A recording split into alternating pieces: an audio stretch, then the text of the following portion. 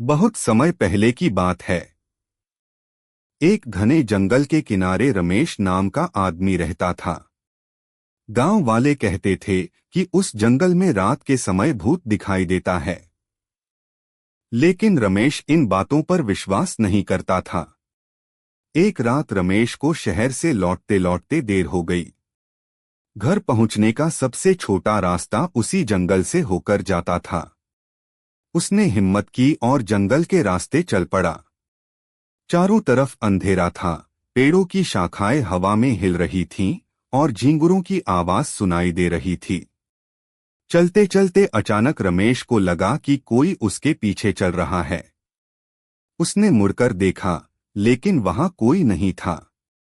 वह थोड़ा डर गया और तेज कदमों से आगे बढ़ने लगा। तभी उसे दूर एक सफेद साया दिखाई दिया। वह साया धीरे धीरे उसकी तरफ आने लगा। रमेश के हाथ पैर कांपने लगे। उसने डरते हुए पूछा, कौन हो तुम? साया रुका और भारी आवाज में बोला, मैं इस जंगल का भूत हूं।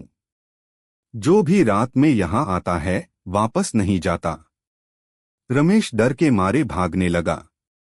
तभी उसका पैर एक पत्थर से टकराया और वह गिर पड़ा।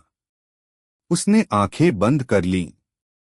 कुछ देर बाद जब उसने धीरे धीरे आंखें खोलीं तो देखा कि वहां कोई भूत नहीं था।